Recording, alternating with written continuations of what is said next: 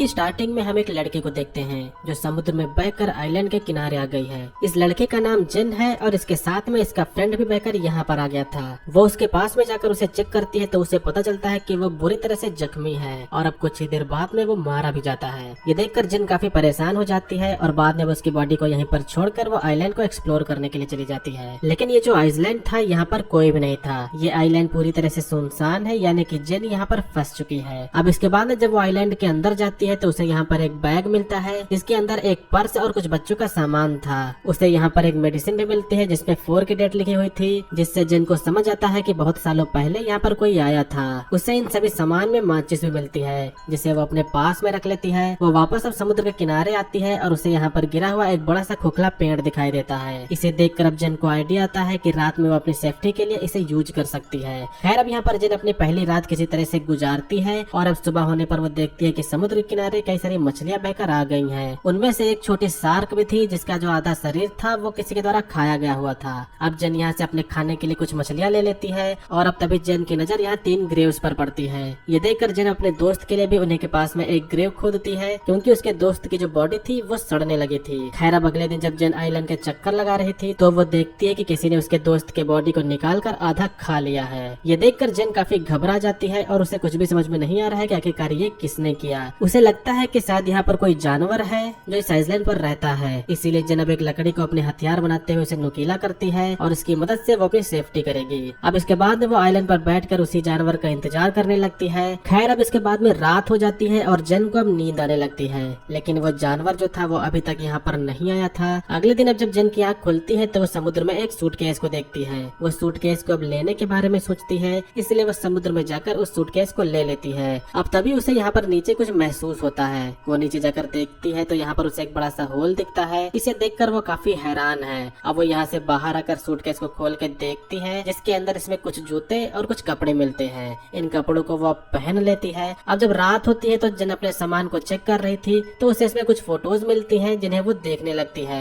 और इन्हें देखकर वो समझ जाती है कि यहाँ पर शायद कोई फैमिली छुट्टी बिताने के लिए आई थी जिसमें एक कपल और उनके 2 बच्चे थे। अब तभी जन के ऊपर एक प्लेन गुजरता है। ये देखकर जन अपनी एयर गन चलाती है, लेकिन इसका कोई भी फायदा नहीं होता क्योंकि तब तक वो जो प्लेन था वो जा चुका था। अब जब फ्लेयर की बुलेट नीचे आ रही थी तभी जन देखती है कि उसके परछाई में कोई क्रिएचर जैसा शख्स उसके सामने खड़ा हुआ है। ये देखकर वो काफी घबरा जाती है और वो आइलैंड के दूसरी तरफ भागने लगती है। वो एक जगह पर अब जाकर छिप जाती है। वो जो क्रिएचर था वो यहाँ पर आकर जन को अब ढूंढने लगता है। इसे देखकर वो और भी डर जाती है और अब आज की रात इसी तरह से बीत जाती है। अब अगली सुबह जन फिर से उन्हें फोटोज को देख रही होती है। वो फोटो में 2 चमकती हुई आंखों को नोटिस करती है जिसमें वो समझ जाती है कि ये वही क्रिएचर है और शायद इसी क्रिएचर ने इस फैमिली को मारा होगा। ये देखकर जिन अब और भी ज्यादा डर जाती है और अब वो किसी भी तरह से इस आइलैंड से निकलना चाहती है। अब इसके बाद में वो अपने सूटकेस को खोलती है और अपनी लाइफ जैकेट निकालती है। इसकी मदद से वो शायद तैर कर यहाँ से बाहर निकल जाए। वो अब सूटकेस पर बैठकर यहाँ से निकलने की कोशिश करती है, लेकिन वह सूटकेस पलट जाता है। अब यहाँ पर उसका जो ये प्लान था वो फेल हो चुका था, इसीलिए अब वो वापस आइलैंड पर आ जाती है। लेकिन अब उसे उस क्रिएचर से बचने के लिए किसी सेफ जगह पर जाना होगा। उसे अब वही गिरा हुआ पेड़ दिखता है जिसमें बड़ा सा होल था, इसीलिए अब आज की रात वो उसी में सोने का डिसाइड करती है। खैर अब जब रात होती है तो वो क्रिएचर यहाँ पर फिर से आता है। उसे ये भी पता लग जाता है कि जन जो है उस पेड़ के होल में छिपी हुई है, इसीलिए वो क्रिएचर इस पेड़ को तोड़ने की अब कोशिश करने लगता है, लेकिन वो ऐसा कर नहीं पाता और थक जाने के बाद में वो वापस चला जाता है। अब अगली सुबह जन उस पेड़ से बाहर निकलती है और वो देखती है कि उसी क्रिएचर ने पिछली रात इस पेड़ पर कई सारे वार किए थे। इससे वो काफी अब डैमेज हो गया था, जिसके बाद में वो उस क्रिएचर से अब बचने के लिए एक नया प्लान बनाती है। वो समुद्र में से कुछ बड़ी मछलियां पकड़ती है और उन्हें वो एक पेड़ पर टांग देती है। उसका प्लान ये था कि जब भी रात में वो क्रिएचर यहाँ पर आएगा तो वो इन मछलियों को खाकर शायद वापस चला जाए, जिससे हो सकता है कि उसकी जान बच जाए। अब अगली सुबह जब वो उठकर देखती है तो उसका जो प्लान था वो काम कर गया था। उस क्रिएचर ने यहाँ पर आकर उन सभी मछलियों को खा लिया था, जिससे जन की जान बच गई। अब तभी जन की नजर यहाँ पर समुद्र के किनारे पर जाती है जहाँ पर किसी शख्स की बॉडी बहकर आई थी। ये देखकर वो जल्दी से उस बॉडी के पास में जाती है और वो देखती है कि जो बॉडी थी काफी सड़ चुकी थी। ये देखकर उसके मन में एक आइडिया आता है और अब वो इस बॉडी को भी उसी पेड़ पर लटका देती है ताकि वो जो क्रिएचर है वापस आएगा तो इस बॉडी को खाकर चला जाएगा। अब जब जन के लिए यहाँ पर सरवाइव करना काफी मुश्किल हो गया था तो उसने आज रात के लिए यहाँ पर गड्ढा बनाया था जिसमें वो छिप जाती है और उस क्रिएचर के आने का वो इंतजार करने लगती है। अब जब रात होती है तो वो क्रिएचर यहाँ पर आता है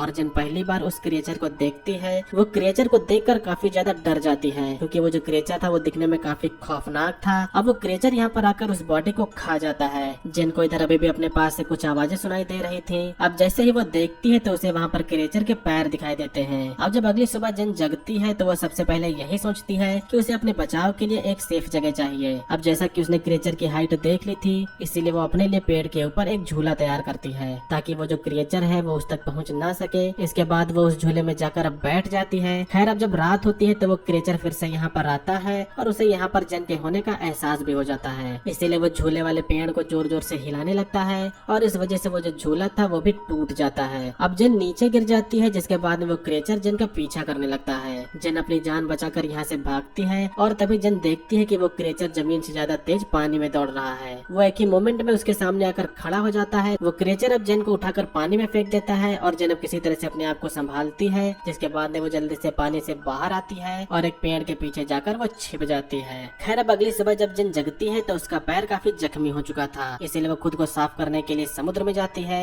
अब जब वो यहाँ पर नहा रही थी तभी उसकी नजर दूर एक राफ्ट पर पड़ती है, जिसमें दो शख्स थे जो किसी तरह से सरवाइव करके यहाँ पर आए थे। इन दोनों का नाम लूकस और मिया होता है। इन्हें देखकर जेन काफी खुश होती है। अब ये दोनों जेन के पास में आकर बैठते हैं और जेन इन्हें खाने के लिए कुछ मछलियाँ देती है। जेन यहाँ पर इन्हें उस क्रिएचर के बारे में भी बताती है। वो कहती है कि हमें जल्द से जल्द यहाँ से निकलना होगा क्योंकि मैं पिछले 7 दिनों से यहाँ पर फंसी हुई हूँ। लेकिन लूकस और मिया उसकी बातों पर विश्वास नहीं करते। उन्हें लगता है कि ये झूठ बोल रही है और वो कहते हैं कि हम पिछले 5 दिनों से समुद्र में भटक रहे थे और अब जाकर हमें ये आइलैंड मिला है। ये दोनों यहाँ से जाना नहीं चाहते थे, जिसके बाद में जेन इन्हें तस्वीरें भी अब दिखाती है जिनमें वो जो क्रिएचर था वो साफ दिखाई दे रहा था, लेकिन फिर भी ये दोनों यहाँ से जाना नहीं चाहते थे। जेन समझ जाती है कि ये दोनों उसकी बात नहीं मानेंगे, इसीलिए वो प्लान बनाती है कि इनसे छिपकर ही इनकी राफ्ट लेकर वो यहाँ से निकल जाए। अब वो उनकी राफ्ट को लेकर यहाँ से निकलने की कोशिश करती है, लेकिन वो दोनों जेन को पकड़ लेते हैं। मिया जेन पर अटैक कर देती है, जिसके बाद में वो बेहोश हो जाती है। अब जब कुछ समय बाद में उसकी आंख खुलती है तो वो खुद को बंधा हुआ पाती है। अब यहाँ पर रात हो चुकी थी, इसीलिए जेन उन लोगों से अपने आप को खोलने के लिए कहती है, लेकिन लूकस और मिया उनकी बात नहीं सुनते। इसके बाद में मिया आइलैंड पर घूमने के लिए निकल जाती है और लूकस वहीं जेन के पास में रुकता है। इधर जब मिया वॉक कर रही थी तो वो क्रिएचर पानी से निकलकर उसके ऊपर अटैक कर देता है। उसकी आवाज को सुनकर लूकस तुरंत वहाँ पर जाता है, लेकिन वो क्रिएचर मिया को पानी में खींच ले जाता है और उसे मार देता है। ये देखकर लूकस बहुत ही डर जाता है और वो डर कर एक पेड़ पर चढ़ जाता है। अब सुबह हो जाती है, लेकिन लूकस जो था वो पेड़ से नीचे नहीं आ रहा था। उसे जेन की बात अब समझ आ चुकी थी। जेन उसे कहती है कि वो क्रिएचर जो है वो सिर्फ रात में ही आता है और ये बात सुनकर लूकस पेड़ से नीचे आता है। अब जेन लूकस से कहती है कि हमें जल्द से जल्द इस आइलैंड से निकलना होगा। लूकस उसकी बात मानने के लिए अब तैयार था। अब ये लोग कुछ मछलियाँ और कुछ नारियल अपने साथ में रख लेते हैं और साथ में कुछ सरवाइव करने के लिए सामान भी रख लेते हैं। यहाँ पर लूकस काफी डरा हुआ था, जिससे जेन उसे समझाते हुए कहती है कि वो क्रिएचर सिर्फ रात में अटैक करता है। अभी रात होने में काफी समय है और तब तक हम इस आइलैंड से काफी दूर जा चुके होंगे।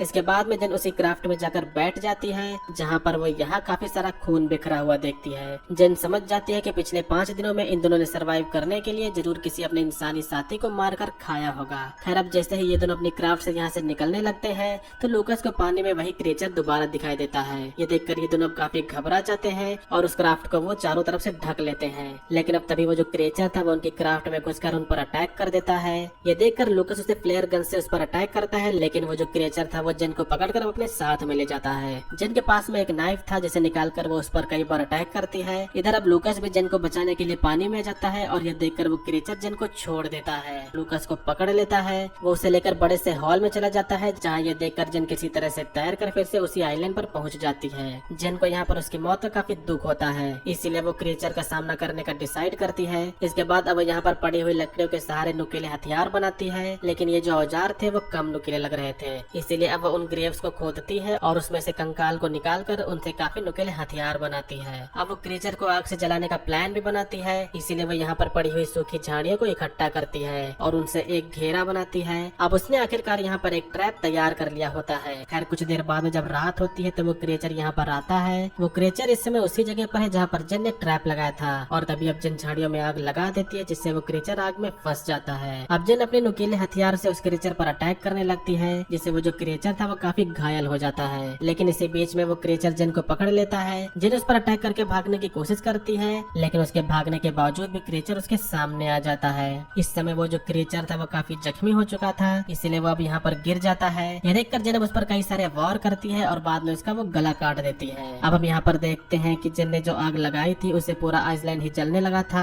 यानी कि अब इतनी बड़ी आग को देखकर कोई न कोई जिन को बचाने यहाँ पर जरूर आ जाएगा। जिन अब यहाँ पर जल्द ही बच जाएगी और इसी के साथ में इस मूवी का यहाँ पर एंड होता है। तो दोस्तों ये थी 2019 की एक हॉरर साइफाई मूवी का एक्सप्लेनेशन। मूवी का नेम है स्वीट हार्ट। उम्मीद करता हूँ आप लोगों ने मूवी के एक्सप्लेनेशन को एंजॉय किया होगा। मूवी का एक्सप्लेनेशन आपको पसंद है तो वीडियो को लाइक करिएगा। चैनल पर अगर आप लोग नए हो तो सब्सक्राइब करिएगा। आज की वीडियो के लिए बस इतना ही, मिलेंगे अगली वीडियो में। तब तक के लिए बाय, जय हिंद।